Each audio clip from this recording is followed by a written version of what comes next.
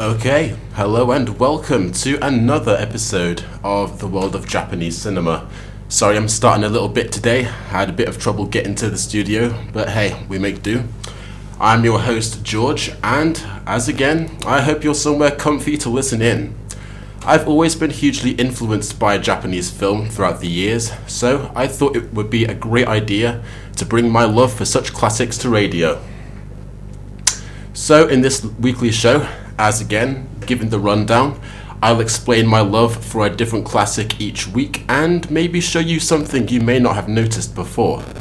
So, up until now, we've been exploring older classics from Akira Kurosawa, but now I thought it may be time to go a little different with this week's chosen film. Not just with a different director, but in a much more recent time, in 1999. This year hosted what many call one of the Japanese greats. That film in question, drumroll, forget the drum roll, being Takashi Miike's Audition.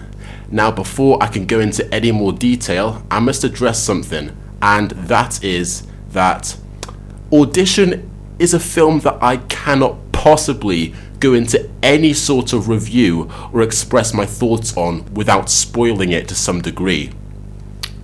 And hell, I think even mentioning the film's very genre is a considerable spoiler, because everything in this film takes different turns and has a very particular sort of build-up.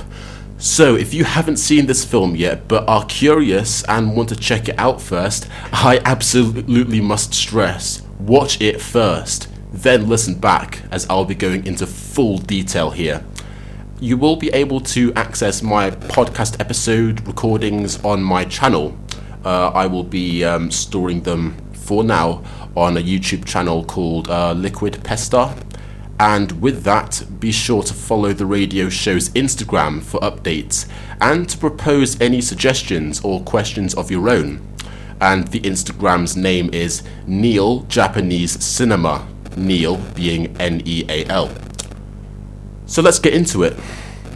So starting things off, spoilers all free now, Audition is at its core a horror film. But there's so much to unpack from it, so much ambiguity to be seen, and many complicated characters and unusual sorts of themes are at play. Making sure my phone's there, ba-da-ba. Cool. So for the story, we have a widowed man named Shigeharu who lives with his teenage son. After his son says it would be great for him if he could find a new wife, Shigeharu ends up with a bit of a more questionable, skeezy sort of plan for finding a new partner than joining a book club.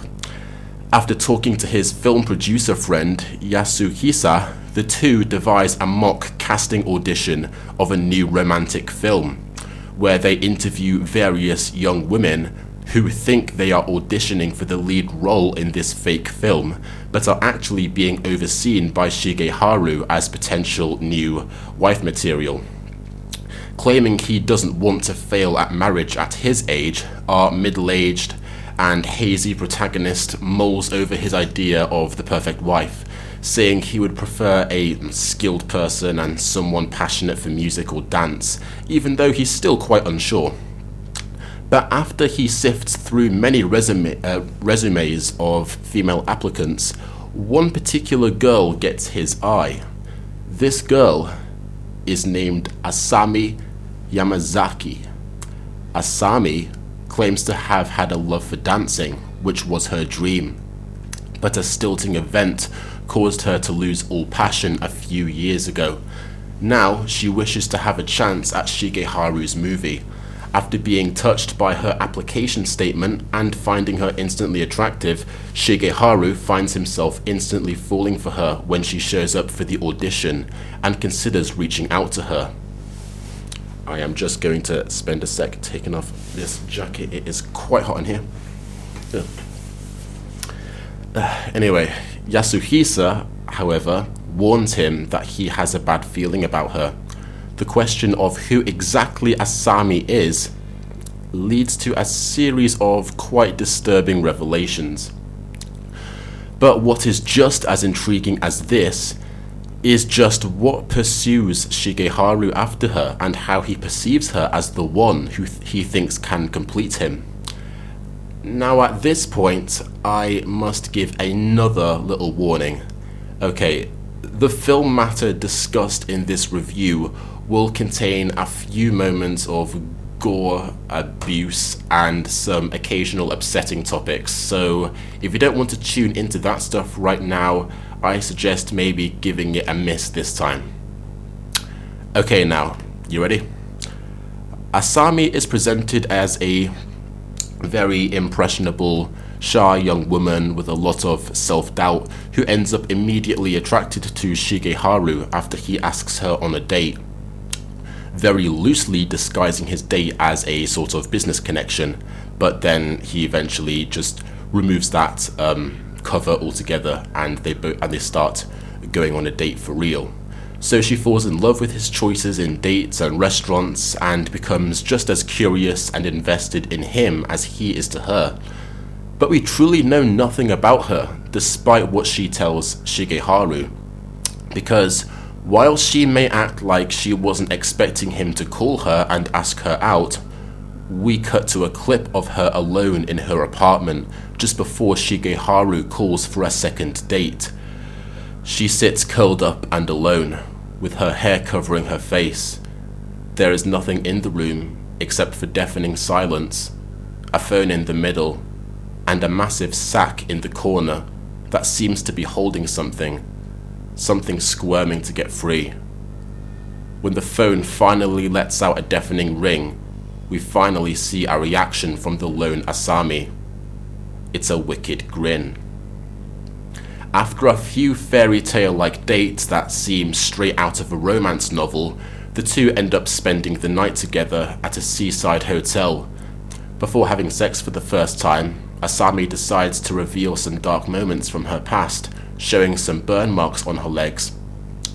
With this, she tells Shigeharu to promise to love only her and nobody else. He accepts, and the two sleep together. But in the morning, apparently, Shigeharu wakes up alone, with Asami nowhere to be seen. She also doesn't return his phone calls now. Feeling disappointed that his love had supposedly run away after a one-night stand, Shigeharu falls into an obsessive slumber, not wanting to pursue anyone else but with no way to reach her. His film producer friend Yasuhisa, however, tells him it's probably for the best, as he had a bad feeling in his gut about her, as well as all her referenced people on her resume are supposedly unreachable. Not wanting to believe this, Shigeharu does a personal investigation. After tracking down the dance studio where she claims she trained at, he finds it abandoned except for an elderly man with two prosthetic feet who sits at a piano. After trying to question him, the old man perversely and sneeringly starts to ask Shigeru a lot of rather disturbing questions, such as if he touched Asami's body and held her in his arms, before he leaves in disgust.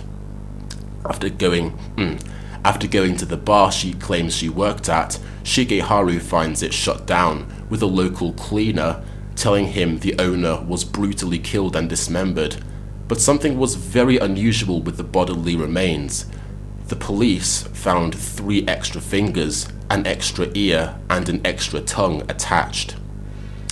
Arriving back home, confused by this disturbing wild goose chase, Shigeharu decides to drown his sorrows with whiskey. He didn't know where he went wrong. But it's soon revealed. When Asami made him promise to love only her, he apparently assumed it was only to be loyal to her as her only lover. But what she really meant was that she would be the only person of affection he has or has ever had. Upon discovering a picture of his ex-wife and the existence of his son, Asami becomes consumed by rage. The reason she knows about this is because she's in the house.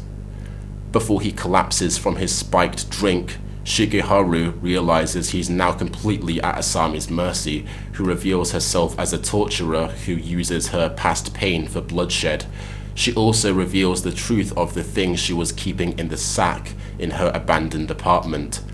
After the rope gets untied and the shuffling mass starts to uncover, we find out it's a man with his legs, tongue, one of his ears, and 3 fingers amputated, who Asami keeps as her voiceless pet, fitting the stories of the elderly amputee with 2 replacement legs and the crime scene with extra appendages.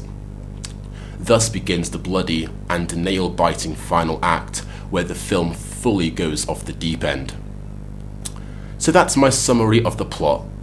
How do you feel? A little confused? Well, honestly, so was I when first watching this movie. A lot of scenes and dialogue range from confusingly presented to completely dumbfounding. And as with quite a bit of East Asian horror, a heavy element of surrealism is presented, and the film feels like a sort of fever dream at times. But what makes Audition truly memorable and utterly horrifying in its 3rd act is its usage of build-up. This is why I made sure to give a strong spoiler warning at the start, because director Takeshi Miike cares absolutely nothing for your desire to follow things clearly and get what you came for, instead ruthlessly expecting you to sit by his vision. This in turn completely flips the film on its head for most of the time.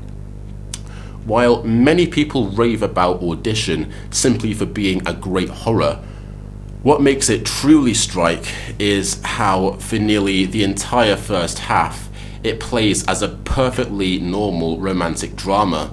We follow a seemingly simple story of a father moving on with life after his wife's death and bonding with his son, but also wanting to see what's out there again. The pretty pathetic concept of creating a fake audition to meet a new partner it's a type of quirky scenario one might see in a rom-com, where the protagonist lover eventually realizes the shallowness and selfishness in his ways and ends up changing himself to love his partner properly in the end. And the way Shigeharu and Asami's dates are drawn out and narrated and glamorized with their extensive cute chatters and the couple's shy curiosities about each other, it definitely seems like a few scenes that were cut out of a cheesy J-drama series. The really brightly lit and very sort of white dominant mise-en-scène also really sells a very sort of cliched, heavenly rom-com feel. It's only after the 2 sleep together for the first time and Asami supposedly leaves is where the disguise begins to crack and the darkness truly begins to seep through. With this, it's also worth mentioning the film's usage of muted color palette, which enhances the sense of dread the further we go down. So Shigeharu's world is depicted in a very soft, warm tone, contrasting with the very cold, stark colors of the horrors that both Asami suffered and brought onto others. The usage of sound design is also fantastic too, with a distinct usage of ambient sounds to enhance the immersive, tricking realism, while silence is also cleverly used to hammer contemplation into the audience, making them question what's on the screen. Now, though, let's talk about the actual horror in Audition. There are various brutal scenes where Asami supposedly gets revenge on some people who wronged her, which are quite a turning point in gore for Japanese cinema. Whether these scenes are actually real or part of a dream, though, is debatable, but I will return to that later. One of the most talked about scenes, and what many call one of the most horrific scenes in any sort of cinema, any horror film, is when she reveals the person in her sack to Shigeharu, which is, again, shown in an odd sort of dreamlike flashback, where he somehow finds himself at her apartment. When the person scuffles out of the sack onto the floor and feebly tries to speak with its empty mouth, Asami deliberately... little bit of a warning. 3, 2, 1, vomits into a dog bowl and serves it to her prisoner, who starts slurping it like a hungry pet. While this is going on, she turns and smiles at the horrified Shigeharu and repeats her demand to him. You will love me, and only me, right? It's quite a uniquely eccentric and disturbing scene, and it has a variety of meanings on top of just being shocking and unpleasant, which I will also come back to, don't worry. But I find this scene, it's a bit over the top, a little bit absurd, but with that, the same cannot be said about another scene. Now, I have a very strong stomach for films, and there's a lot of violence and horror I can watch without any problem.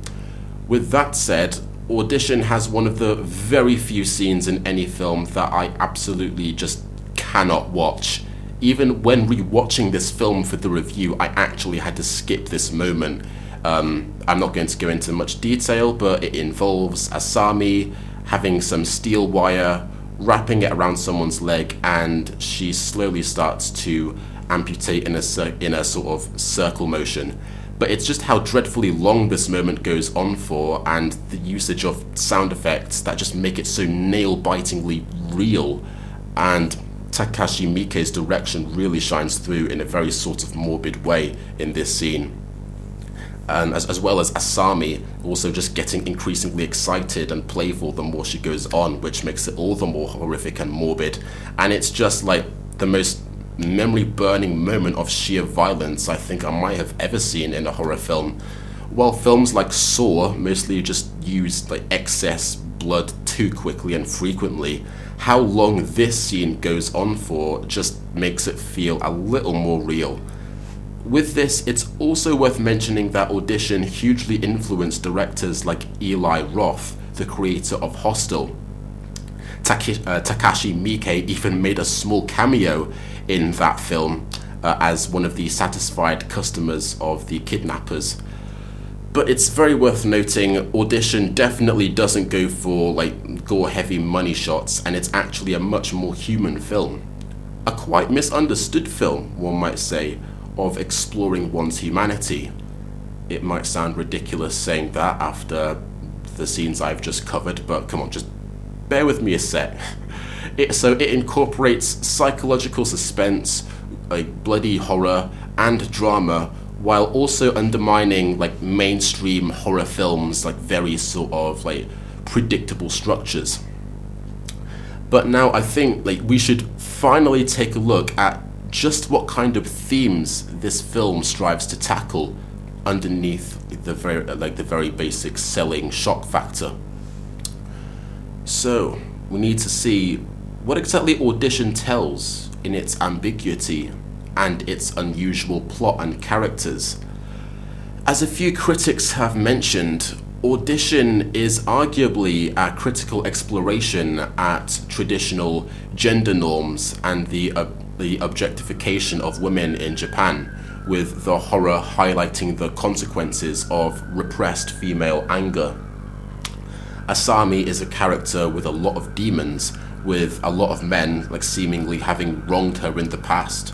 Patriarchal expectations seem to have shaped her, and her moments of violence are in a sense a sort of retribution. She punishes Shigeharu for all the wrongs she had gone through at the hands of men. Shigeharu, on the other hand, can be seen to represent the older male-dominant patriarchy who objectifies women. But should that be the actual entire concept of the film, one of female anger and the collapse of a male patriarchy? You could expect the male protagonist to just be despicable and wish for their downfall, and the female opposer to be completely justified. But that isn't it at all. It's nowhere near that simple. Shigeharu is a very sympathetic, vulnerable, and even likable character. We feel his honest grief of his dead wife, the bond he shares with his son as the two try to move on with life after their shared tragedy, his honest doubts to himself as to whether he can bring himself to love again when when his film producer friend sets him up for the fake audition, he is very reluctant to go on with this patronizing and sort of dehumanizing process before he comes across Asami. When he starts showing interest in Asami, his feelings seem to be true. He has no intentions to manipulate or exploit her, despite the questionable sort of way he gets in contact with her. He genuinely seems to be giving her a chance as a new lover to move on from his past pain and find new love and meaning. The way Asami treats him in the final act is therefore undeserved and just cruel. While she clearly seems to have a lot of undeserved trauma and darkness, she is quite clearly in the wrong for taking it all out on Shigeharu. With this, diving a bit deeper into themes, we can consider Audition to be a film about objectification and false fantasies. This objectification, though, goes both ways.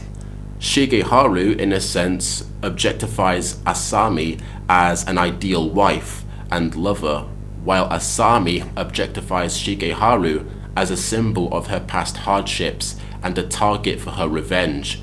The very sudden and gruesome climax when Asami drugs him can therefore be seen as the two-force collision of this shared objectification, showing the very destructive implications of reducing people to mere objects than people with their own feelings and lives.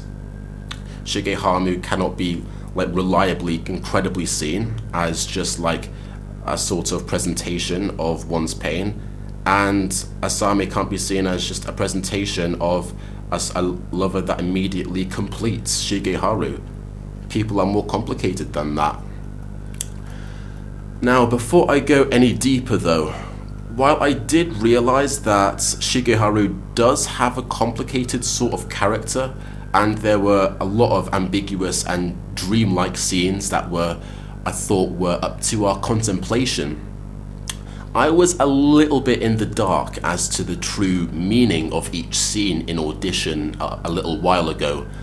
So I began reading various reviews and articles to try and piece things together, rather than see it as just this trippy ride about false perceptions.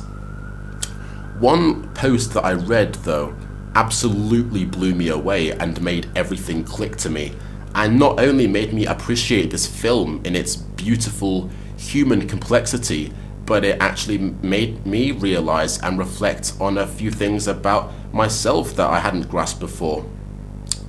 And that perception of Audition goes like this. The film doesn't ever show us the real Asami. Neither the impressionable, sort of submissive girl at the beginning, nor the psychotic fiend at the end really is her. All we see is Shigeharu's own perception of her in each phase of the relationship, perceptions that are not real, but are instead colored by his own desires and guilt, and then projected onto Asami. To support this interpretation, we need only look at the amount of times that alcohol is used as a sort of consistent mental pacifier in this film, something used to blur people's realities. Shigeharu is drinking whiskey when reviewing the women's resumes, drinking when thinking about Asami, and also drinking with his film producer friend when they discuss quite old-fashioned views of the ideal lover. This goes to show his very loose and unreliable view of Asami, as he doesn't seem to know how to view her, what sorts of feelings, values, or fantasies he should attach to her, and when he doesn't even fully know her. As the film opens, we see him completely emotionally lost due to the death of his wife, with only his son bringing him back to stability. Such disassociation from love and intimacy, and even the very close presence of women, has rendered him numb and uncertain. He passively lets himself get influenced by his peers with quite old-fashioned views, and when he talks with his producer friend on which girl to choose, the matter is likened to picking out a car, with them weighing up their appearances and basic interests and skills rather than seeing them as complex individuals with their own stories and experiences. His isolation has caused him to lose familiarity with the idea that women have the same feelings men have, but he still has a moral compass despite being a very passive person. When the audition is started, he has feelings of guilt that interfere with his desires. He expresses several times he feels he's doing something wrong with this audition, as well as feeling intense guilt from just merely stepping out on his dead wife. He isn't a bad person, just a confused one. He wants to grow again and feel more complete, but he doesn't know how to go about it well. With Asami, although we never get to see the real her, we can gather she was an aspiring ballerina who had a quite unhappy childhood and whose career was cut short by a vague sort of tragic event. But Shigeharu never sees the real her because he instantly starts projecting onto her this image of the perfect partner.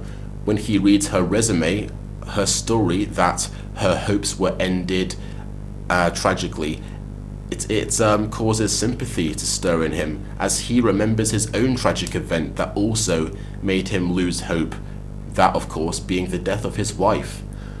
After reading this and looking her over, he feels like she instantly complements and fixes his own sadness and dissatisfaction in life, becoming the perfect woman for him while still knowing so little about her.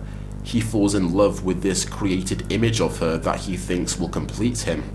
Love at first sight is often talked about and romanticized, but rarely does it ever go truly well in real life, and sometimes it can lead to fantasy being the biggest compromiser of real life and real love.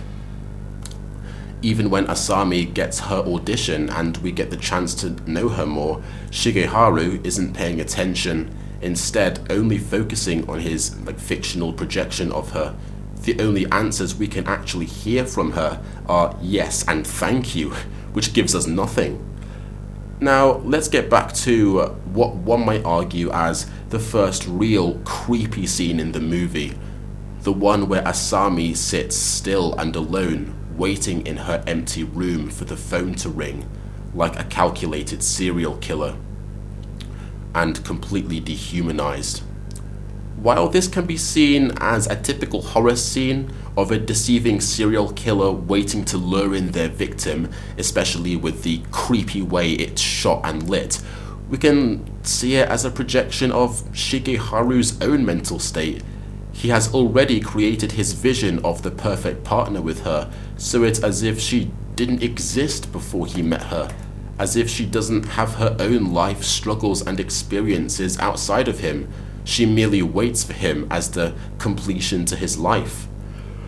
But when Shigeharu's turmoil comes most into play is actually the night they sleep together, which is shown as a vital and very sort of meditative point in the plot, with the sudden smooth change in lighting and the sudden surreal horrific scenes immediately after this, sort of suggesting that everything after this point is a dream of his own struggles with coming to grips on his values and who Asami really is after he learns more about her, and the nature of the types of experiences she had prior to her dancing career falling.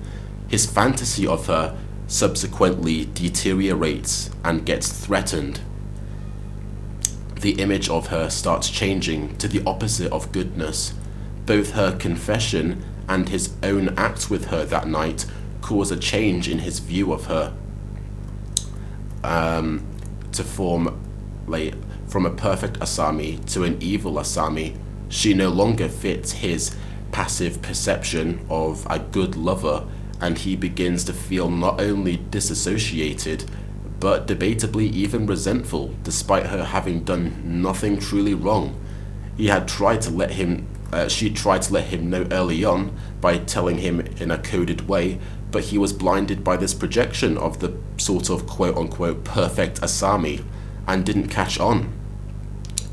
So after they have sex, Shigeharu begins contemplating about losing her, but he then fights back against this and insists to himself that he still wants her. But with this, again, this is only an interpretation of everything that happens after, but he starts over-analyzing everything she told him.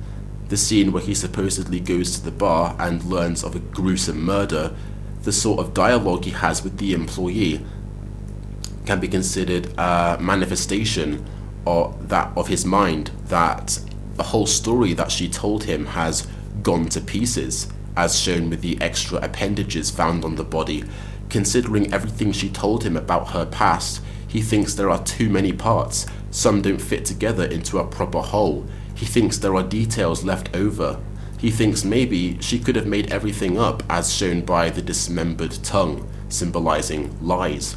He rigorously overanalyzes and tries to rationalize everything she told him to see if there's a way to sort of salvage his fantasy. It's very sort of, fragile, like almost sort of like insecure fantasy he created out of her, and apply it to real life with what he now knows, but he can't, leading to his creation of the evil Asami in the final act, who is a complete contrast to the previously shy, innocent portrayal of her, now a leather-clad dominatrix who enjoys poking needles in people's eyes and dismembering. He's also led to question just who he is looking for in a woman. In the flashback dream scene, just before she reveals the sack, he sees a succession of images of different girls attacking him sexually while he tries to crawl away. This being an aggressive Asami, his secretary, and even his son's girlfriend, all serving to expose him his conflicting ideas of women and their sexuality, ideas that he had passively kept internalized and unquestioned without need for true contemplation until now. When he imagines the evil Asami torturing him in the climax, he is experiencing the pain that emotional attachment can bring, loss of freedom and submission to another's will. But as for the new imperfect image of her, the image of a psychopathic serial killer Asami, we can view this new villain in a number of ways. We can consider his mental creation of her as him considering maybe it would be easier to resent and villainize her for daring to not be the person he foolishly thought she was, rather than the person who she truly is. Or we can view her as the more self-aware embodiment of his own guilty conscience, punishing him for his ignorant presumptions and his underlying attitudes towards women. Now we get to the elephant in the room, or the man in the sack. So we can see this horrifically amputated man as representing his own emotional feelings. When Shigeharu calls for a second date and we see Asami's apartment, the sack is kept shut and tight despite the man squirming inside to get out.